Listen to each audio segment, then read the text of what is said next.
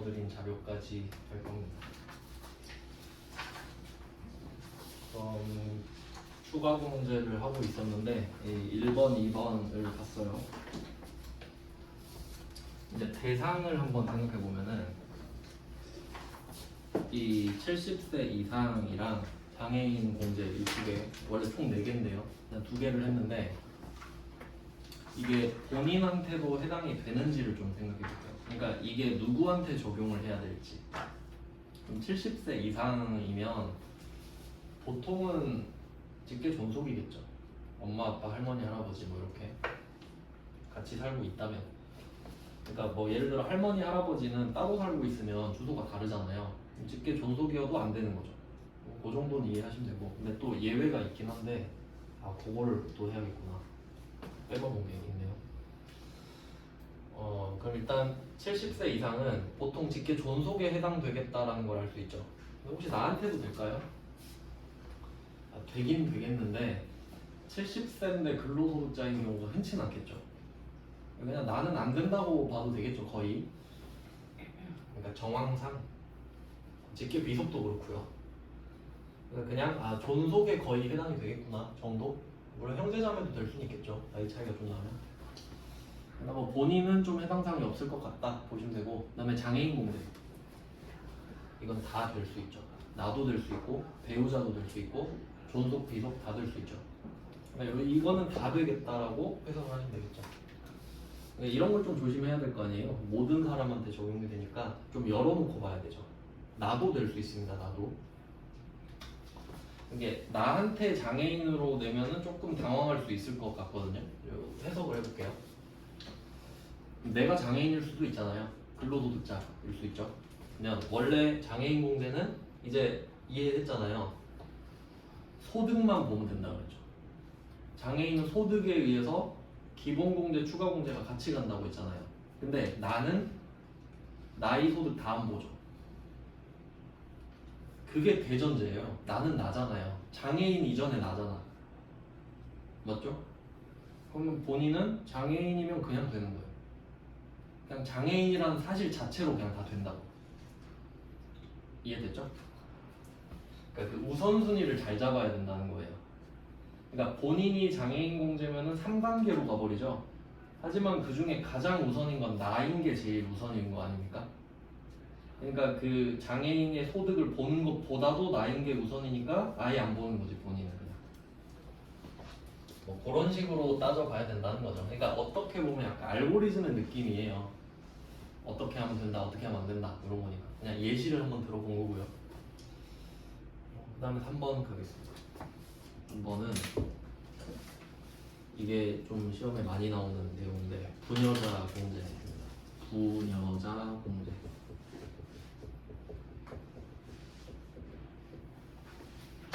그 한자 뜻으로 보면은 이 부자가 아내 부자일 거예요. 그러니까 부부 할 때 남편 부, 아내 부 이렇게 쓰잖아요. 부부. 거기서 아내. 그러니까 남편이 아니라 아내. 그리고 여는 여자 여자죠. 그럼 뜻이 여자란 뜻이죠, 그냥. 여자 공제. 얘는 시험에 엄청 잘 나와요. 자, 무조건 나온다 보시면 돼요. 이 둘이 투톱이에요. 장애인 공제랑 부녀자 공제. 근데 이 부녀자 공제는 본인만 돼요. 본인 한정. 본인 이야기만 하는 거예요. 그러니까 내 배우자가 부녀자다 이런 건 안 돼. 내가 부녀자다. 직계 존속이 부녀자라 안 돼요. 그냥 내가 부녀자냐. 본인 한정입니다. 그러니까 이 범위를 잘 아셔야 된다고요. 그러니까 1번의 70세 이상 경로우대는 직계 존속 한정 느낌이 나잖아요, 좀. 뭐 형제도 될 수는 있지만 느낌이 좀 그렇고, 장애인은 다 될 수도 있고, 부녀자는 내 얘기하는 거다. 이렇게 이해를 하셔야 됩니다. 얘는 3가지가 필요하거든요. 3가지. 첫 번째가 부녀자니까 여성이어야 돼요. 이건 찾기 쉽죠. 성별은 그냥 보이니까. 성별이 여성일 거. 남성은 안 돼요.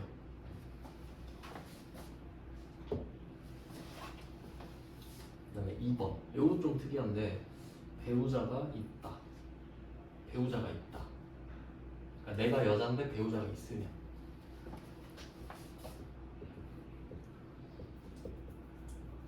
근데 이것도 뭐 어렵지 않죠? 그냥 뭐 나와 있으니까 이미 사원 등록할 때 적거든요. 배우자 있으면.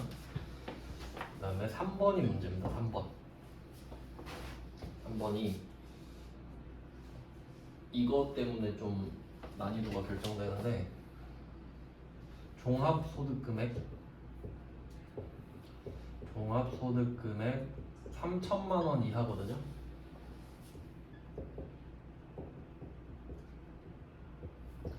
종합소득금액 3천만 원 이하. 3번이 중요해요. 3번. 왜 그런지 생각해 볼게요. 소득금액이죠. 아까 설명을 드렸죠? 소득금액은 소득이 아닙니다. 뺄 거 빼고 소득금액은 이익의 개념이죠. 첫 번째 봐야 될 게 소득금액. 소득이 아니라 소득금액이다. 다음 두 번째 종합이죠. 소득금액이 아니라 종합소득금액이죠. 얘도 두 단계로 보셔야 돼요. 소득이 아니라 소득금액이다. 소득금액이 아니라 종합소득금액이다.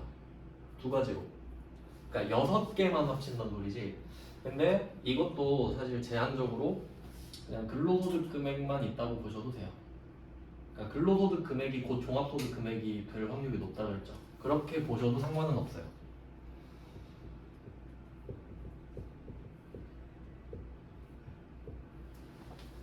근데 이게 왜 난도를 조절하냐면 착한 출제자는 이렇게 낼 거예요. 이 사람은 여자고 배우자가 있다. 종합소득금액이 2,900만 원이다. 그럼 되죠. 이걸 누가 못 풀겠어요. 그냥 3천만 원 외우면 되니까. 근데 이게 소득금액의 개념이잖아요. 그러면 혹시 이렇게 내면 어떻게 해요? 총 급여액이 얼마다. 그럼 못 풀어버리는 거지. 예를 들어 총 급여액 4천만 원이다 이래버리면. 그럼 이때 총 급여액에서 근로소득 공제를 빼야 되잖아요. 그게 근로소득 금액이죠. 그럼 출제자가 못된 사람이면 총 급여액으로 낼 거 아니에요. 그럼 이 근로소득 공제는 아예 정해져 있다고 그랬죠. 근데 그 표를 우리가 외울 수는 없잖아요. 그래서 이 커트라인에 맞춰서 역추적한 금액을 제가 알려드릴게요. 뭐 연말정산 책에 보면 나와 있는데 총 금액이 4147 이걸 외우시면 돼요. 4147 대충 이렇게 4,147만 원 정도로 아마 정확한 금액이 4,147만 508원인가 그랬던 것 같은데 508원까지는 할 필요 없겠죠. 4147 이렇게 외워놓으시면 될 것 같거든요. 4147 4147 외울 수 있죠? 4147 그러니까 이게 무슨 뜻이냐면 총 급여액이 4,147만 원이다 하잖아요. 그러면 그게 저절로 계산이 되면 총 급여액이 3천만 원 이하예요. 그 근로소득금. 그러니까 공식이라고요, 그냥. 그 표가 있는데 그 공식을 역으로 그냥 결과만 알려드린 거예요. 그럼 이 말은 근데 4147로 치사하게 되진 않겠죠. 그럼 만약에 4,100만 원으로 냈다고 해봐요. 총 급여액이 4,100만 원이다. 그럼 되는 거지. 4147도 되는데 41은 당연히 되겠죠. 그러니까 이 기준이라고요 이게. 그럼 4,200은 안 된다고 해야지. 그러니까 이렇게 외우면 편하죠. 어차피 우린 3천만 알면 되니까. 알겠죠? 무슨 뜻인지? 이렇게 해버리는 겁니다. 그러니까 뭐 4147 외우면 사실 상관은 없지. 총 급여액으로 내도 그냥 뭐 풀면 되죠. 왜냐면 이게 문제 풀다 보면은 4,400인가 낸 적 있어요. 또 어떻게 풀 거냐고. 종합소득금액 3천으로 외운 사람은 못 풀죠. 그것 때문에 알려드리는 겁니다. 그리고 이게 부녀자 공제 같은 경우는 원래 두 가지 라인이 있거든요. 그러니까 2번에서 사실 갈라져요. 그러니까 지금은 배우자 있는 거라고 알려드렸는데 배우자가 없는 버전도 있어요. 그러니까 그러니까 배우자가 있을 때 부녀자 공제 받을 수 있고 없을 때도 받을 수 있거든요. 근데 배우자가 있는 버전은 1번, 2번, 3번으로 끝나요. 근데 배우자가 없는 버전으로 빠지잖아요. 그럼 5개로 늘어나요. 조건이 안 내겠죠. 그러니까 있다는 것만 아시는데 낸 적 없으니까 5개는 좀 에바 아닙니까? 5개를 물어보긴 좀 그렇잖아요. 서로 좀 상도덕이 있지. 그래서 그냥 배우자가 없는 버전도 있구나 정도만 아시면 됩니다. 그러니까 막 세대주여야 되고 막 그런 게 있어요. 그런 것까지는 낸 적이 없으니까 그냥 있다더라 정도만. 근데 요 정도까지는 설명을 드리는 이유가 사실 뭐 실익은 없지만 4번 때문에 그런데 4번이 한부모 공제거든요. 한부모 공제.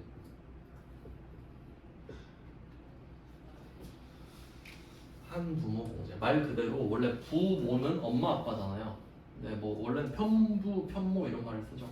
그러니까 자식은 있어야죠. 부모가 되려면. 근데 배우자는 없어야겠지. 이름에 다 나왔죠?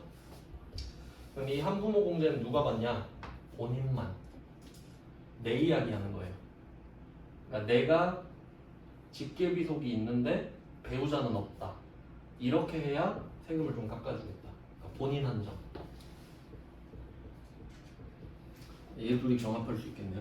본인이니까. 그러면 이 한부모 공제는 시험에 잘 안 나오는데 내면 많이 틀릴 겁니다. 잘 안 내니까. 그럼 얘는 말씀드린 대로 직계비속이 있어야 되거든요. 이것도 좀 생각을 해야 돼요. 그러니까 부모면 직계비속이 있으면 부모잖아요. 그렇죠? 나이 상관없이. 그러니까 뭐 예를 들면 저희 아빠는 아직도 저를 애기라고 부르는데, 그러니까 예를 들면 세탁소에 옷을 맡겨놨대요. 제가 찾으러 갔거든요. 근데 주인이 놀라더라고요. 왜요? 하니까 애기가 찾으러 온댔는데 이런 느낌이야. 그러니까 나이 상관없다는 뜻이죠. 부모가 될 때는. 근데 취지를 생각해봐요. 취지. 세금을 깎아주겠다는 거잖아요. 근데 내가 자식이 있는데 자식이 30살이에요. 전문직이야. 변호사예요. 그래도 한부모시니까 세금을 깎아드릴게요. 이럴까? 안 그러겠죠. 아이 돈 많이 벌 텐데요. 그럼 이때 자식이 있긴 있어야 돼. 직계비속이. 근데 기본공제 대상 직계비속. 그러니까 나이 20세 이하의 소득이 없는 직계비속이 있을 때만 해주겠지. 그러니까 이 전반적인 흐름을 이해하셔야 된다고요. 세금을 깎아주는데 왜 깎아주겠냐고. 네가 힘들 것 같으니까 깎아주겠죠. 근데 한부모 공제라고 해서 진짜 네가 말 그대로 한부모니까 깎아줄게 이건 아닐 거 아니야. 제한을 많이 걸 거 아니에요. 그러니까 기본 공제 대상자인 직계비속이 있어야 되겠지. 나이도 어리고 돈도 없고. 기본 공제 대상자 직계비속이 있어야 돼요. 그리고 당연히 배우자는 없어야겠죠. 이건 뭐 당연한 거죠.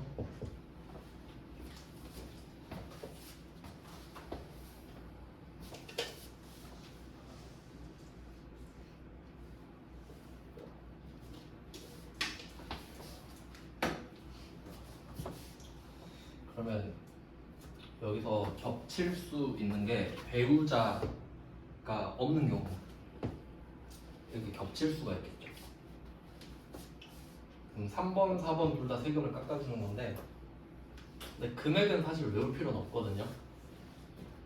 왜냐면 컴퓨터가 알아서 빼주니까. 그러니까 우린 되는지 안 되는지만 따지면 돼요. 컴퓨터에 금액이 내장돼 있기 때문에.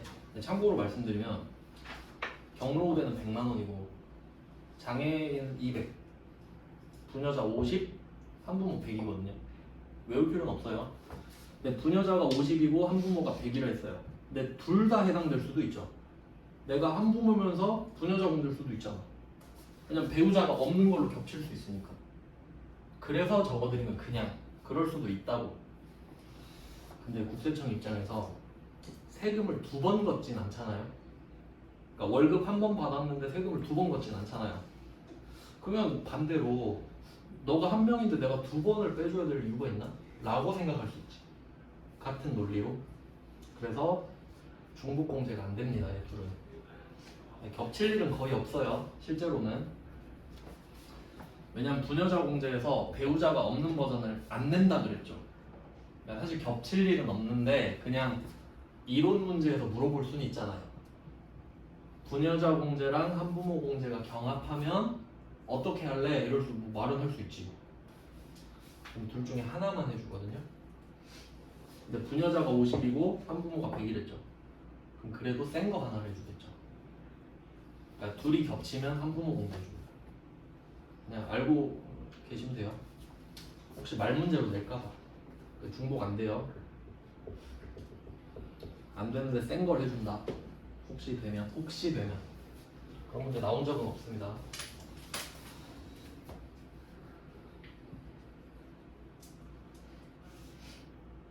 그럼 1번, 2번은 어떤가요? 1번, 2번. 그럼 우리 아빠가 70세 넘고 장애인일 수도 있죠. 그럴 수도 있겠죠? 얘는 둘 다 해줍니다. 이건 둘 다 해줘요. 이건 중복공제돼요. 이건 좀 기억하셔야 됩니다. 이건 나올 수도 있어요. 이거 나온 적 있습니다.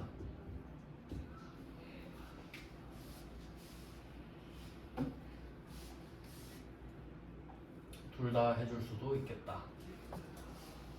그러니까 돈이 훨씬 더 많이 들지 않을까요?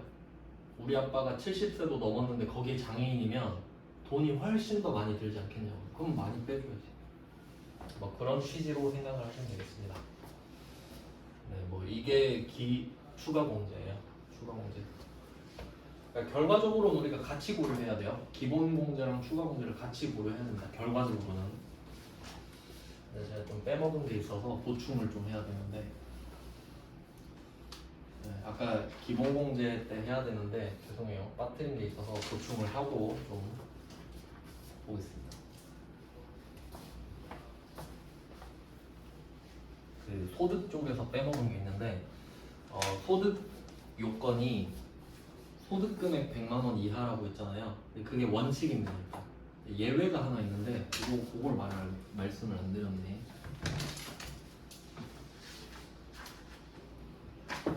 다시 적을게요. 죄송합니다. 그 기본 공제에서 소득 요건 원칙과 예외로 나눠서 쓸게요.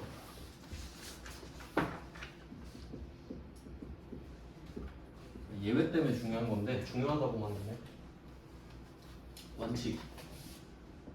원칙이 아까 써드린 그대로예요. 소득 금액 100만 원 이하.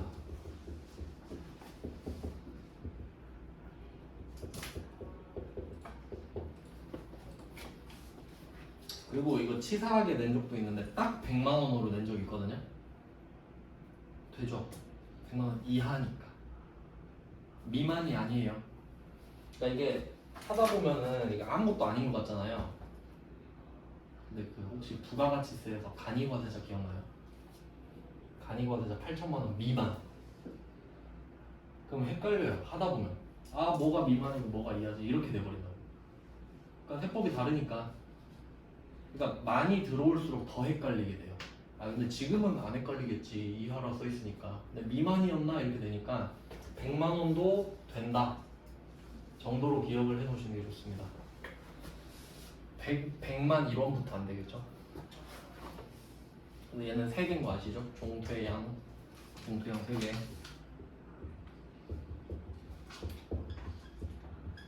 자, 그다음에 예외. 자, 그럼 이때 소득 금액은 원칙은 8개를 말하는 거죠. 종합이 6개, 퇴직 하나, 양복 하나니까 8개 다 합친 소득 금액이 100만 원 이하입니다. 그러니까 엄청 적은 거지. 8개를 합쳤는데도 100만 원이니까. 근데 예외는 근데 대부분의 사람이 그래요. 8개 중에 근로소득밖에 없는 경우가 대부분이에요. 저도 그렇고. 그런 사람을 예외로 빼줘요. 그때 총 급여액으로 하는데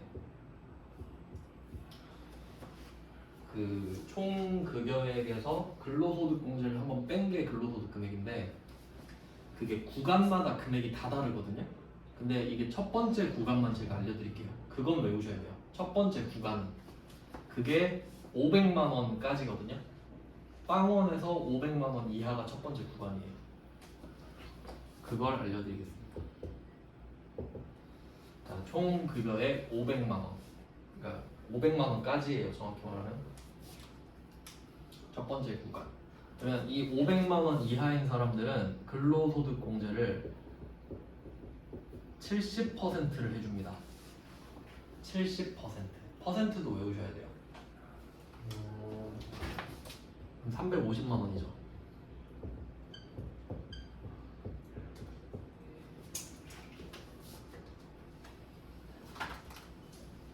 그러니까 이게 첫 번째 구간인데 500만 원이면 되게 적은 금액이잖아요. 1년 동안 500이면 그러니까 많이 빼줘버려요. 그러니까 이 말은 내가 딱 500을 벌었다고 할게요. 1년 동안. 그러니까 예를 들면 한 달 일하고 그냥 그만둔 거지. 한 달에 딱 500 받고 그만둔 거예요. 그럼 1년 동안 500 번 거잖아요. 그러면 350을 안 번 걸로 해주겠다. 소득공제니까. 그러면 150을 번게 되는 거죠. 그럼 거기에 세금을 때려주면 우린 좋지. 세금이 거의 안 나올 테니까. 이해돼요? 거기에 6% 때릴 거 아니에요.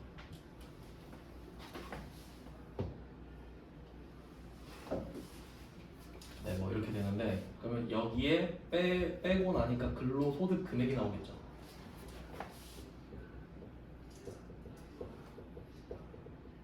이게 150만 원이잖아요. 그러니까 총 급여액이 500만 원인 사람은 곧 근로소득 금액이 150만 원인 거랑 똑같죠. 그러니까 두 개는 같은 말이 되는 거지. 이 두 개는 같은 말이 되는 거죠. 나 총 급여액이 500만 원이야 라고 하는 거는 근로소득 금액 150만 원이야 이거랑 같은 말이죠. 결과적으로 정해져 있으니까. 그러니까 이거는 내가 빼야 되는 게 아니라 저절로 빠져요. 그냥 저절로 계산기가 그냥 구해버립니다. 그러니까 같은 말 맞죠? 정해져 있으니까. 자, 그럼 여기서 중요한 금액은 150이에요. 이거 근로소득 금액 150. 자, 그럼 그림을 다시 볼게요. 0 빵원. 돈이 없는 사람은 소득 요건 충족되죠. 근데 빵원은 너무 박하니까 내가 100만 원까지는 봐줄게. 여기가 소득 요건 충족 자리죠. 100만 원도 뭐 번 건 아니지. 그래서 소득 요건을 충족했다고 보겠다. 8개를 합쳐서. 근데 만약에 네가 그 8개 중에 근로소득밖에 없다면 그럼 진짜 불쌍하게 생각하거든요. 그러면 너는 일을 안 하면 돈을 못 버는구나 이렇게 생각해요. 실제로 그렇잖아요. 그러면 150까지 늘려줄게 라고 하면 8개 중에 근로소득밖에 없으면 진짜 불쌍하게 생각한다고요. 아이고 넌 일 안 하면 안 되겠네. 그러면 150까지 늘려줄게. 150까지. 이게 예외예요. 근로소득 금액은 150까지 해줘요. 근데 전제는 8개 중에 근로소득밖에 없어야 되지. 그럼 아이고 불쌍해라. 그럼 넌 150까지 봐줄게. 너만 봐준다. 이렇게 돼요. 그러니까 원칙, 예외. 그러니까 예외의 방향이 좋은 쪽이죠. 이 방향성을 생각하셔야 돼요. 더 봐주는구나. 그러면 이것도 마찬가지입니다. 아까 부녀자 공제할 때 종합소득금액 3천만 원 이하였죠. 그러면 못된 사람은 총 급여액으로 환산해서 내버린다 했죠. 그럼 마찬가지 아니에요? 총 급여액 500으로 낼 수도 있지. 같은 거니까. 그럼 총 급여액 500 있다 그럼 되는 거죠. 400은 잘 생각해봐요. 이하죠. 그럼 500이면 150이지. 그러면 400이면 70% 빼주죠. 280을 빼줄 거 아니야? 120이죠. 120이 어디 있어요? 여기 있어요, 여기 있어요. 여기 있죠. 얘도 되지. 그러니까 방향을 봐야 된다고요. 안 그럼 500밖에 못 풀잖아요, 문제를. 그럼 450 주면 틀릴 거예요. 400 줘도 맞춰야지. 그럼 400이 돼요, 안 돼요? 된다고 봐야지. 그러니까 제가 그림 그려드린 거예요. 원래 0만 되는데 100까지 다 준 거 아니에요.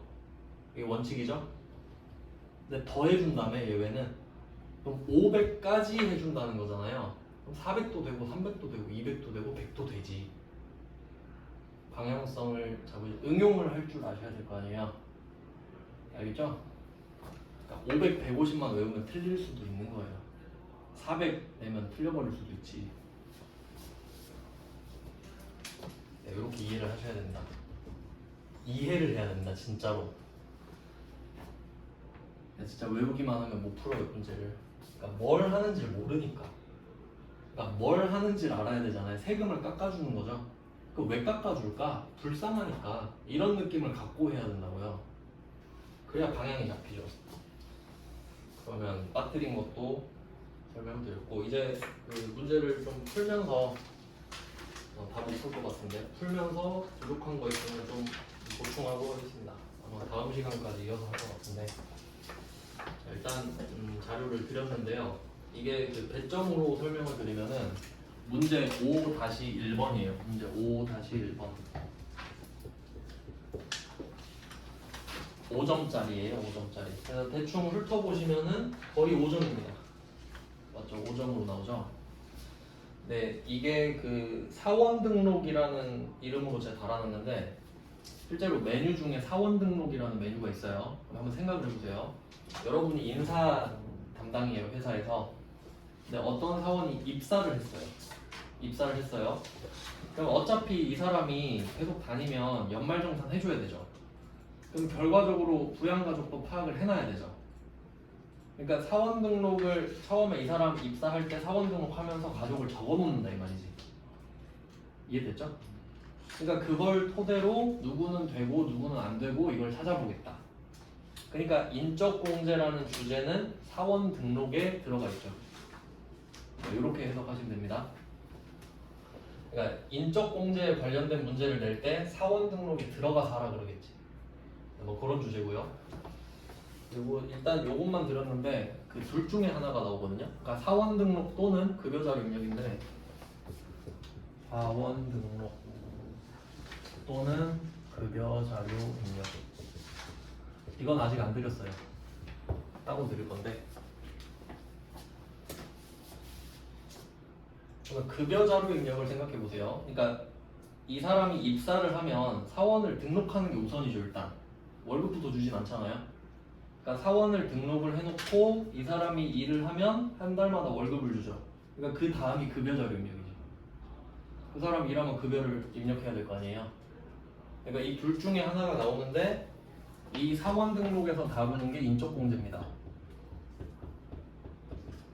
뭐 그렇겠죠? 낼 만한 게 없으니까 인적공제밖에. 그러면 급여자료 입력에서 뭘 내냐? 여기서 비과세를 내지. 이 사람한테 월급을 줄 건데 우리가 원천 징수를 해줘야 되잖아요. 그럼 이 사람의 세금을 내가 계산해야 되죠. 그럼 내가 주는 입장이지만 주면서도 이게 과세인지 비과세인지 내가 알아야지. 그러니까 여기서는 비과세를 내겠구나. 이렇게 큰 주제들이 이렇게 걸려 있는 거예요. 이게 5점이에요. 근데 사원 등록이 급여자료 입력이 한 절반도 안 내거든요. 그러니까 비중으로 치면 한 7대 3 정도예요. 그러니까 내는 게. 그러면 인적공제 별로 안 중요한 거 아니냐 생각할 수 있죠? 네. 그러니까 그래서 좀 전체적인 틀을 알고 공부를 해야 되는 게 이 문제 5-2번이 그 연말정산 관련된 거예요. 연말정산 추가자료 입력이라고 하는데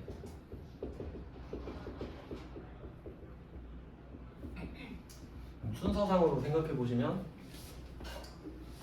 사원이 들어왔어요. 그럼 사원 등록하고 월급 12번 주고 그걸 연말정산 할 거 아니에요. 그러니까 순서상으로 1, 2, 3 이렇게 됐죠? 근데 연말정산 추가자료 입력에서 인적공제를 내기도 해요. 이걸 이해하셔야 돼요. 이게 인적공제랑 그 특별세액공제 말씀드렸죠. 보험료, 의료비, 교육비 기부금. 그걸 여기서 내거든요. 그리고 신용카드도 여기서 같이 내고.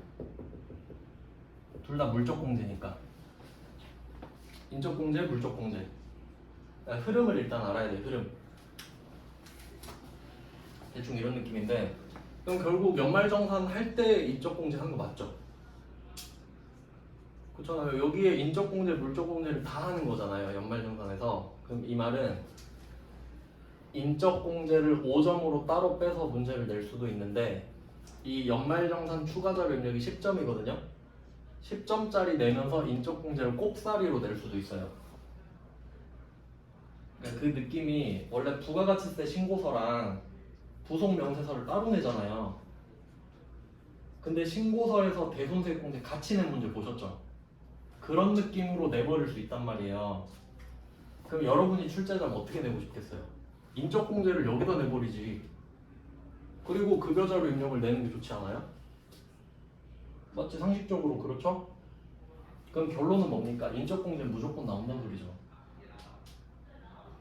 그러니까 이걸 파악해야 가닥이 잡힐 거 아니에요. 그러니까 잘못 알고 있으면은 인적 공제 잘 안 나오네, 안 해. 이래버리면 바로 나가리지. 10점짜리 나올 텐데. 그러니까 결론은 인적 공제가 더 잘 나온다고 생각하시는 게 맞죠. 오히려 더 무조건 나온다 생각하시는 게 맞아요. 네, 그래서 중요하다는 뜻이에요. 자, 그럼 한번 볼게요. 아마 한 문제 정도 볼 수 있지 않을까 싶은데 1번만 보죠. 그리고 저번 시험이 105회였는데 제가 105회 건 못 봤어요. 그래서 지금 104회가 최근으로 돼 있는데 근데 상관은 없습니다.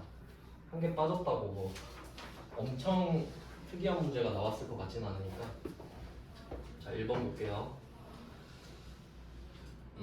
확인해야 될 거. 첫 번째 문제니까 좀 꼼꼼하게 보겠습니다. 한 문제만. 그럼 첫 번째 줄에 부양가족은 생계를 같이 하고 있다. 나왔죠? 생계를 같이 하고 있어야 합니다. 맞다. 이거 예외를 또 해야 된다. 죄송해요. 또 빠뜨린 게 있었네. 그 생계를 같이 한다만 제가 적어드렸잖아요. 생계를 같이 해야 함.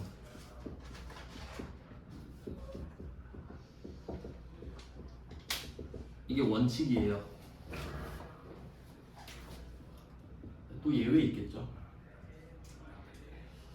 그러니까 여기서 예외는 느낌을 좀 그렇게 받으면 좋겠어요. 예외는 더 봐주는구나.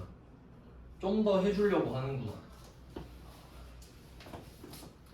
자, 예외는 이제 또 그룹별로 나누는데 첫 번째가 그러니까 나를 기준으로 봤을 때 나랑 제일 친한 사람. 그러니까 나보고 물어봐요. 너 누구랑 제일 친해? 너 짱친 누구야? 하니까 배우자랑 직계비속이요. 이러겠죠. 제일 친하잖아요. 그러니까 여러분 미래를 한번 생각해봐요. 내가 결혼하면은 엄마 아빠랑 살진 않겠지. 배우자랑 비속이랑 살겠죠. 그래서 첫 번째 그룹은 배우자랑 직계비속을 세트로 묶어요. 여기서는.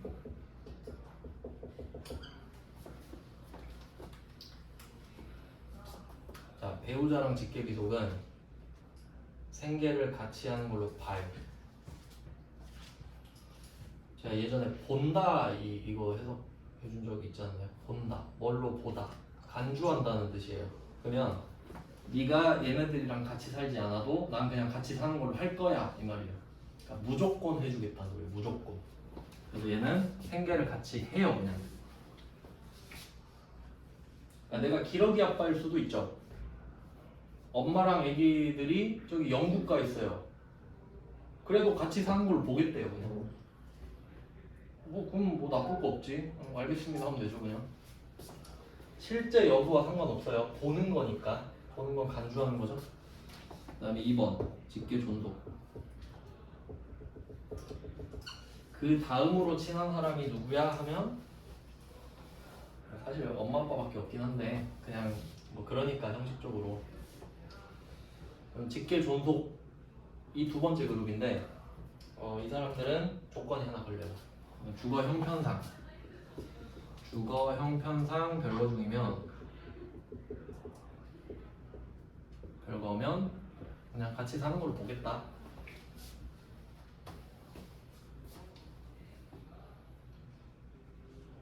근데 항상 실제로 생각해야 됩니다. 그러니까 제가 좀 공부를 하다가 어느 순간 좀 그 느낀 게 있는데 이게 그냥 그 자격증 책만 보잖아요. 자격증 공부만 하잖아요. 그럼 실무랑 너무 멀어지거든요. 한번 생각을 해볼게요. 실제 그러니까 여러분이 만약에 뭐 결혼 안 하셨더라도 한다고 생각해봐요. 그럼 배우자랑 비속이랑 같이 살겠죠. 분가해서. 엄마 아빠는 따로 살겠죠. 혹시 같이 살고 싶은 분은 뭐 있겠지만 저는 안 그러고 싶거든요. 그럼 그게 기본 아닙니까? 떨어져 사는 게? 너무 당연하죠. 그게 주거 형평상 별거예요. 그렇지 않아요? 아니, 엄마 아빠랑 같이 살 거면 나 결혼 안 해 이럴 수도 있잖아요. 난 그럴 것 같은데. 그럼 주거 형평상 별거가 뭐냐? 그냥 그런 사건이겠구나 정도로. 그러니까 그냥 된다는 뜻이에요. 그냥 되는 거예요. 그게 주거 형평상 별거지 뭐. 근데 생계를 같이 해야 된다고 하잖아요. 그러니까 뭐 예를 들면 그런 거죠. 그러니까 따로 사는 게 좀 당연한데 내가 부모님 용돈을 좀씩 드리고 있어요. 그럼 부모님이 내 돈으로 살고 있는 거 맞지? 뭐 그런 느낌이라고 보시면 될 것 같습니다. 실제 상황을 생각해 보면 그게 당연하니까. 사실 별로 의미가 없는 건데, 근데 왜 이런 말을 하냐면 부모님이 해외에서 살 수도 있죠. 그건 안 되거든. 해외 거주는 안 돼요. 그러니까 그것 때문에 그러니까 밑밥을 깔아놓은 게 아닌가라고 생각을 해요. 해외 거주는 안 돼요.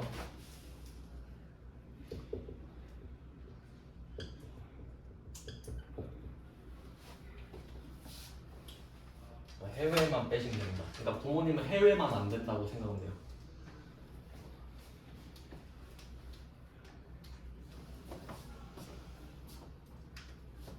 네, 그 다음에 3번은 기타. 3번 기타까지 왔는데 사실 이 3번 기타는 되게 형식적인 게 뭐냐면 배우자 직계비속이랑 직계존속을 빼잖아요. 그럼 형제자매밖에 안 남죠. 형제자매예요 그냥. 뭐 그렇게 생각하시면 됩니다. 근데 이 사람은 이제 그냥 원칙이거든요. 그냥 생계를 같이 해야 되는데 또 몇 개가 뭐 있는데 그 세법상으로 그렇게 나옵니다. 예를 들어 뭐 취학은 학교 가는 거죠. 예를 들어 내 아들이 서울대 붙어서 여기서 왕복할 수는 없잖아요. 그럼 서울 가서 살아야겠죠. 그럼 그건 취학이에요. 어쩔 수 없잖아요. 그럼 봐준다. 근데 원래 비속은 원래 되죠.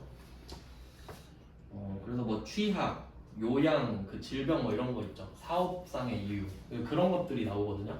실제로 그렇게 나와요. 취학, 질병, 요양, 사업상 이유.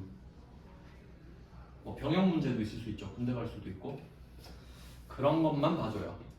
그래서 저는 그거를 좀 어떻게 요약했냐면 어쩔 수 없을 때 봐준다. 그러니까 그 단어 뜻을 외우지 마시고 어쩔 수 없으면 봐준다고. 학교 가야 되는데 어쩔 수 없잖아요. 뭐 아프다는데 어쩔 수 없잖아요. 사업상 가야 된다는데 뭐 어떻게 뭐 그런 느낌으로 아시겠죠? 그래서 어쩔 수 없으면 봐준다. 근데 어쩔 수 있으면 안 되겠죠. 놀러 갔다 그럼 그런 건 안 되지. 근데 사실 그렇게 의미는 없는데 그냥 건질만한 건 이거예요. 부모님 해외 거주 안 된다 정도밖에 뭐 나온 적 없는데 한 문제만 좀 빠르게 보겠습니다. 104번 104회 1페이지 1번. 일단 부양가족은 생계를 같이 하고 있다. 뭐 그 대전제도 대전제 그냥 별일 없으면은 해라 이 말이고, 그다음에 부양가족 공제는 요건이 충족되는 경우 모두 강지우 사원이 적용받기로 한다. 이 말은 뭐냐면 강지우 사원이 형제가 있을 수 있죠. 근데 그 형제도 부양가족이 겹칠 수 있잖아요. 엄마 아빠 정도는. 근데 그 사람 말고 얘가 받는다고. 그러니까 그거에 대한 걱정을 하지 마라 이 말이에요. 그러니까 되면 해라 이 말인데 한번 볼게요. 강지우 본인입니다. 본인은 두 개만 보면 되죠. 부녀자 공제냐 한부모 공제냐. 둘 다 해당 사항 없죠? 넘어가고요. 배우자. 자, 배우자는 나이 안 보죠? 그럼 나이는 표시할 필요도 없죠? 뭐 넘어가고. 자, 동거 여부 있죠, 동거. 이건 안 중요하죠. 배우자랑 직계비속은 같이 사는 걸로 보죠. 그러니까 실제 동거하지 않아도 상관없죠. 그러니까 이걸 하나씩 잘 체크해야 돼요. 배우자는 나이가 상관이 없지. 동거 여부도 상관없지. 이런 식으로. 한 개 한 개를 다 알아야 돼요. 뭐 때문에 되고 안 될지 모르기 때문에. 배우자는 나이가 상관이 없습니다. 동거도 상관없죠. 동거 안 해도 상관없잖아요. 해도 상관없고. 그리고 퇴직 소득 금액이 있네요. 올해 퇴사했나봐요. 그러면 기준이 소득 금액 100만 원 이하죠. 종, 퇴, 양 합쳐서 100만 원 이하죠. 근데 여기서 퇴직 소득 금액 200만 원이에요. 안 되죠. 100만 원 이하만 된다 그랬으니까. 그러니까 너 돈 많네. 안 해줘. 이렇게 가야 되죠. 그래서 소득 금액 때문에 안 된다고 봐야지. 소득 금액에서 나가리가 되었습니다. 그러니까 배우자 공제 못 받습니다. 하지만 내년엔 받을 수도 있겠지. 뭐 또 퇴사하진 않을 테니까 할 수도 있지만. 그 다음에 김미자 본인의 모친 보겠습니다. 이게 연도 구할 때는 실제로는 이거 나이가 떠 있거든요 옆에.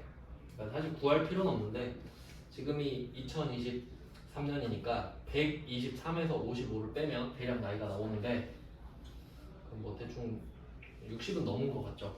나이는 사실 상관없는데 나이는 된다고 볼게요. 60 넘으셨습니다. 자, 그러면 본인의 모친 동거 요거는 괜찮죠? 같이 살면 확실하잖아요. 그러니까 주거 형편상 별거를 하셔도 되는데 같이 살면 100%지. 그러니까 동거 여부는 여기서 의미가 있죠. 부모권은 의미가 있다 이렇게 보셔야 돼요. 자, 그 다음에 일용근로소득 550만 원인데, 자, 일용근로소득은 어제 한번 말씀드렸는데 이거 분리과세 대상이에요. 그리고 심지어 무조건 분리과세입니다. 적어도 돼요. 무조건 분리과세. 조건 없다.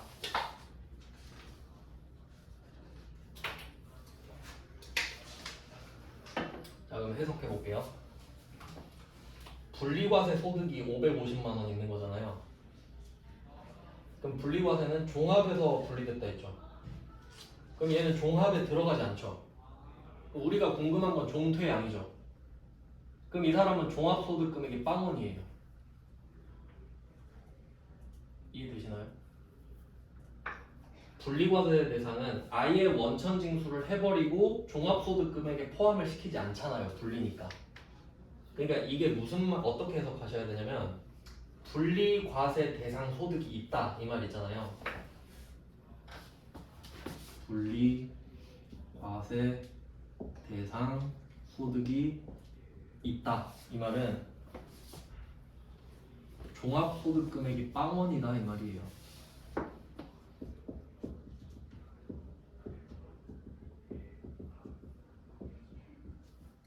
종합소득 금액이 빵원이에요. 그럼 이게 또 뭘 의미하냐? 종합소득 금액이 빵원이면 소득 요건 충족한 거죠. 그러니까 이렇게까지 좀 이해를 정확하게 해야 돼요.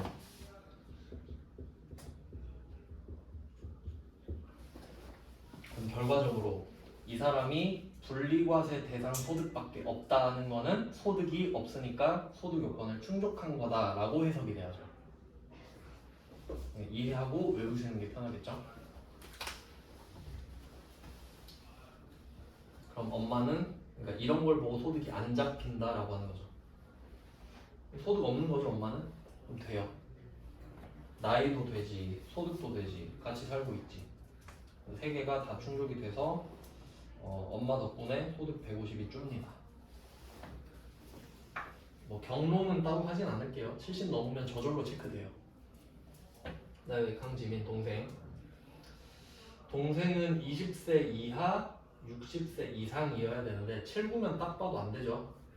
나이가 안 된다라고 표시를 해주시면 돼요. 동생이니까. 근데 옆으로 가보니까 장애인이죠. 그럼 다시 나이가 동그라미가 돼야 되는 거야. 그러니까 동생 때문에 나이를 X표를 쳤는데 가다 보니까 장애인이 있네. 그럼 급하게 돌아와서 동그라미를 다시 쳐야 되죠. 그러니까 보통 패턴이 형제 장애인을 잘 내요. 이렇게 나이로 장난치려고. 뭐 그럴 수밖에 없겠죠. 자, 그리고 장애인이라고 써 있는데 중증 환자라고 돼 있죠. 여기 표시해 주시고요.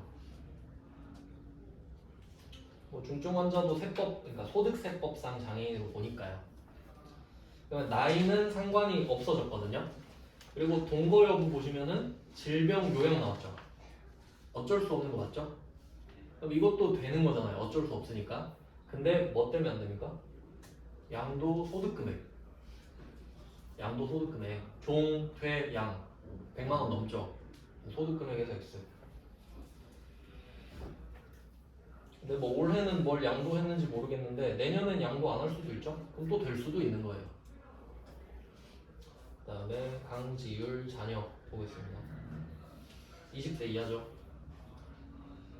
그다음에 동거 상관없죠. 동거 상관없습니다. 동거 아니어도 되고요.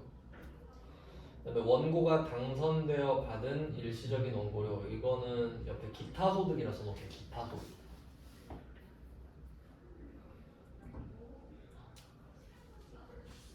기타 소득 같은 경우는 그 일회적인 성격의 소득을 말하거든요. 그러니까 기타 소득의 대표는 복권입니다.